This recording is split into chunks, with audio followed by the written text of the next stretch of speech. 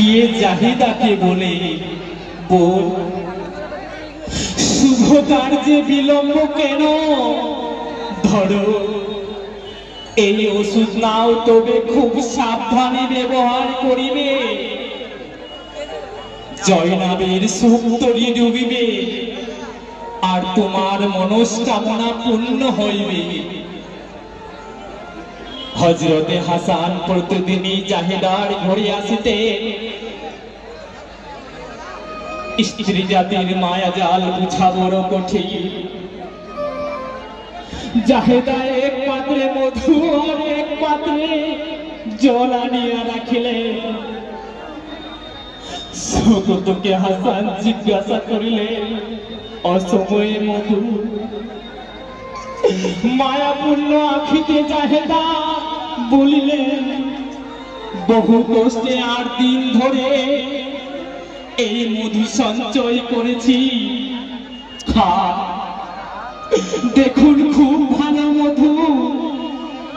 মধু খাইয়া হাসান কাতর স্বরে বলিলে, জাহেদা এ কিসের মধু, মধুতে তো আগুন, মধুর এমন জ্বালা। জাহেদা যেন অবাক, মনে হয় কিছুই জানে না। জাহেদা ঈশ্বরের নাম করো, পত্নীকে বলিয়া নানা রোজা পাকে প্রার্থনা করিলে। মধু হইল জল। মাইমুনা মনে মনে ভাবিয়াছিল, হাসানের আর রক্ষা নাই। প্রভাত হইল, কোন ক্রন্দন না শুনিয়া জাহেদাকে আবার বিষ দিল। মাইমুনা, তুমি যদি হাসানকে বিষ খাওয়াতে পারো খিচুড়ি করে, তাহলে তোমার সতীনের জ্বালা অবশ্যই মিটিবে। হাসানের শরীর সমগ্র সুস্থ হয় না। 40 দিন পরে খিচুড়ি লয়ে স্বামীর গৃহে প্রবেশ করিল। চতুর জাহেদা স্বামীর সামনে চিহ্নিত খেজুর খাইতে আরম্ভ করিল।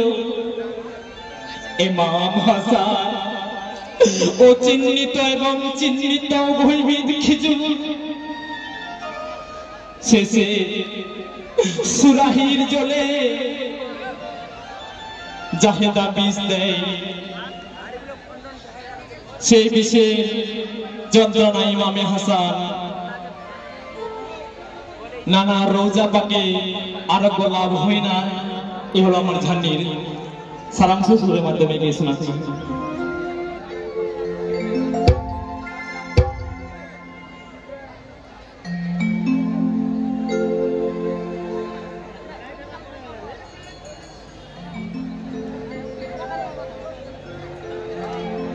সুরাহির জলে আমি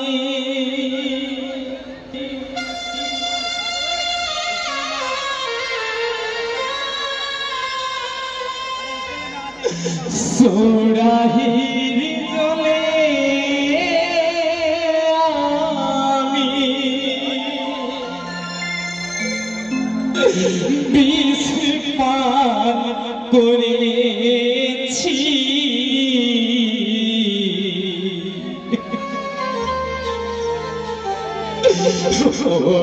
নানা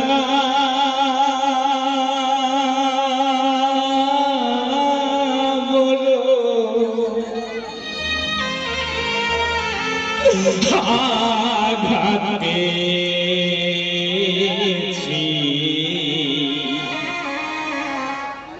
যন্ত্রণাতে আছি। ও নানা